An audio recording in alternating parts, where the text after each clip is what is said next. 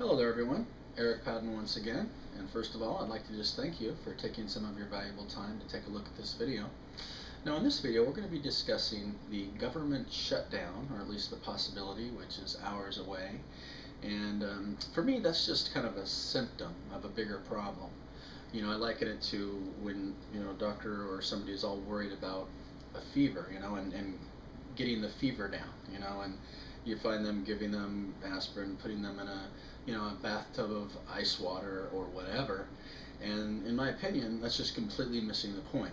You shouldn't be getting wrapped up in the symptoms, treating the fever. However, you should be finding what is the root cause. What's the cause of the fever? The fever is simply a symptom that probably there's bacteria, virus, something going wrong with the body. And the fever is actually the body's way of fighting whatever that real problem is. And so we're through modern media and propaganda machines, and nowadays if you've seen any of my other videos, I'm of the belief that our president, most of the government, even big businesses are basically just puppets nowadays, and they're used by the, for lack of a better term, the elite that are behind the scenes, the puppet masters, if you will, pulling the strings on the various governments and so on. And they've been very successful creating these illusions of competition, if you will.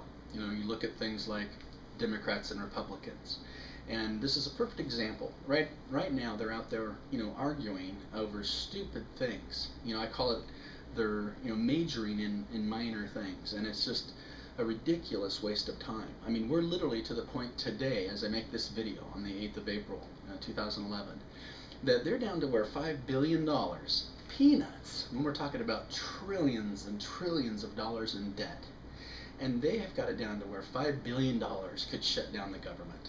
I mean, you've got to be kidding me. Talk about trivial. And it's really the issues, what they call the policymakers behind the scenes that are trying to pound out these little issues. It's absolutely ridiculous to me that they're completely avoiding the real things that have to be dealt with. They're the only thing they can all agree on. Once again, it's an illusion, the competition between Democrat and Republican. It's just like the illusion of competition between Coke and Pepsi, or McDonald's and Burger King, or any illusion of competition that you want to come up with. They're basically owned by the same puppet masters up above. They own all the big businesses, big banks, and so on nowadays. And they're basically running the world, not just our government, but most around the world these days. And they've got people so wrapped up in battling over, stupid things. If you took all the things they're arguing about right now, and of course all they can agree on, Democrats or Republicans, is cutting the things that mean the most to the people. They'll cut the Head Start program, or the grants that we rely on to get educated without going in debt up to our eyeballs to the greedy bankers behind the scenes who now run the student loans programs and are, planning for kids to come out with degrees and pay bills, and most of them can't even get a job. And so these credit cards then go into default and skyrocketing interest rates. And it's all part of their master plan to make everybody debt slaves. And you can go off and, I can go off on tangents on a zillion different directions. And it's so frustrating to me that our political system has come to this, where they can be up there on mainstream media arguing about stupid, piddly little amounts of money. They're talking billions, $5 billion we can't meet in the middle.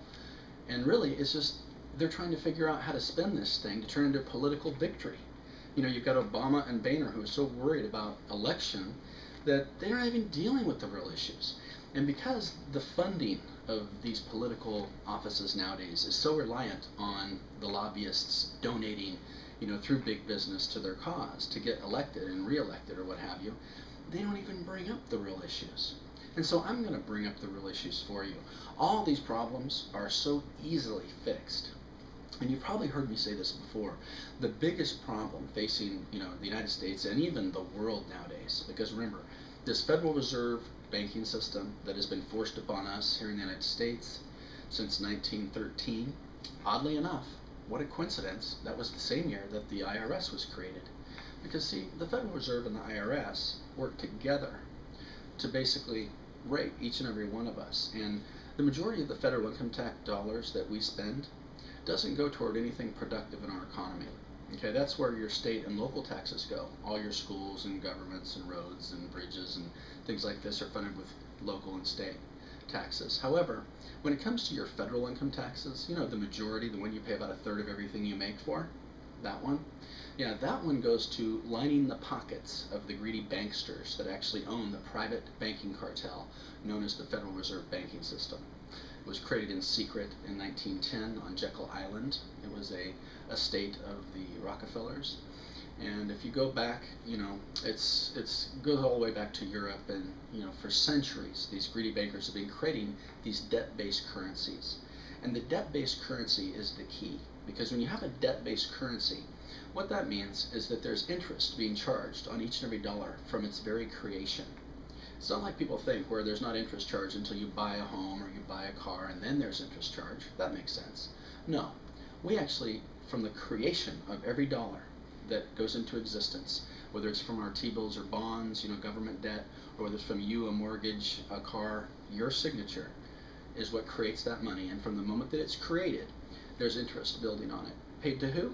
The Federal Reserve. Once again, that private banking cartel that has now stolen trillions and trillions of dollars over the years, hundreds of trillions of dollars over the years from American taxpayers.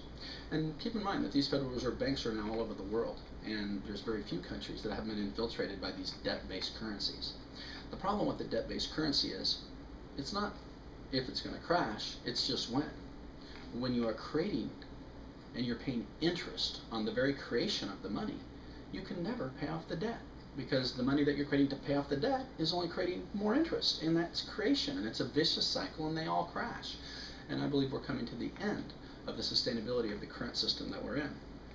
And so that, to me, is the biggest issue. If they would just fix the Constitution says that we need to create, through our treasury, our currency without interest. And you can go back to the early years, even in the colonies, when Benjamin Franklin had the colonial scrip. And the colonial scrip was a fiat currency. But the reason it was so successful was it was very well regulated, and more importantly, it was actually created without interest. And so you can build a very healthy economy that way. It wasn't until the European bankers got wind, actually Benjamin Franklin went over and looked in Europe, and he saw poor people everywhere and people begging and homeless, and it was horrible. Why? Because they'd been creating debt slaves over there for a long time with their debt-based currencies. In the US, he says, no, over here we have our own currency. We just make as much as we need for the government to do what they need to do, the people that have the spending power they need. It's all in balance, and there are no homeless people. If we had homeless shelters in the colonies, there'd be nobody to stay in them. And of course the bankers got wind of this, and they said, if we allow this to happen, they're going to create this incredibly healthy economy, and they're going to attract all the the great minds of the world. And so they came over and literally flooded the market with tons and tons and tons of the colonial scrip, kind of like they do nowadays with the US dollar, when they flood it by creating more and more. And of course that devalues the currency. Most people are aware we've now lost, in the 98 years since 1913, when the Federal Reserve was created, along with the IRS, to be able to take all that money that we're paid to them unnecessarily, to pay the interest on this artificial debt that shouldn't be there in the first place. Since then, our dollar has gone from its original purchasing power, and it's become worth less and worth less until it's about to become worthless. 98%, average of 1% a year, we've lost over the last 98 years in purchasing power. If that trend was to continue, no reason to think it wouldn't, 98 years of track record, 2 more years, the dollar's absolutely worthless. This is what happens to debt-based currencies. You've heard that great civilizations are not conquered, but are destroyed from within. Well, that's exactly what happens to them. These greedy bankers get in control to create the debt slaves. Eventually, the currency crashes, and the civilizations have to start over. So bottom line, that to me is the biggest issue, and is what they should all be addressing. But they can't talk about it. The last president that tried to fix this, John F. Kennedy, was assassinated. Why? Because he introduced Article O11111 to end the Federal Reserve and start creating the currency through the Treasury without interest. He knew that that would create a healthy America. Of course, the bankers couldn't have this, and he's not the first president they killed. Remember Abraham Lincoln? The real reason he was shot, the greenbacks, the currency he created that was a non-interest-bearing currency. Bankers can't have that. Garfield, why was he assassinated? Yeah, same reason. Andrew Jackson had on his tombstone, I beat the banks, because he was one of the few presidents that was able to hold the bankers at bay during the time he was in. And interestingly enough, whenever you go back, there's 6 times we've broken away from these debt-based currencies, and it's always the most profitable and prosperous stretch that we ever have. You can go back through history. Rome had centuries of prosperity, even dealing with a fiat currency. You see, fiat currencies aren't the problem. It is a debt-based fiat currency that's the problem, or any debt-based currency for that, for that matter, because it's the interest on its very creation that will eventually eat you alive. And so, if you look through history, you're going to find, going all the way back, to Benjamin Franklin, when the colonial scrip was an interest-free, fiat currency. That's what helped them break away from Europe initially and build a healthy economy, healthy enough that along with the help of the French, we could fight back and break away. So bottom line, that's the biggest issue out there today. And you won't hear them talking about it because, once again, they're just puppets. And the masters pulling the strings up above, they don't want the biggest scam in the history of mankind, their biggest source of income to control the world and create debt slaves that can never get ahead to fight back. They don't want any of that exposed. So certainly you're not going to be hearing about it from them. So on my next video, I'm going to talk about some of the solutions specifically of how to fix Social Security and how to fix Medicare and Medicaid, because it's surprisingly simple. And of course, I can fix it, and I'm just an average guy. And I'll share with you in my next video how it's very fixable, just like that. However, they don't want you to know that. They want to create a problem and then use fear-mongering, just like they did when they forced and kind of beat everybody into passing the bailouts. Well, who do you think controls those banks that got the benefits and all the bailouts? Yeah, exactly. The ones that are connected with the elite.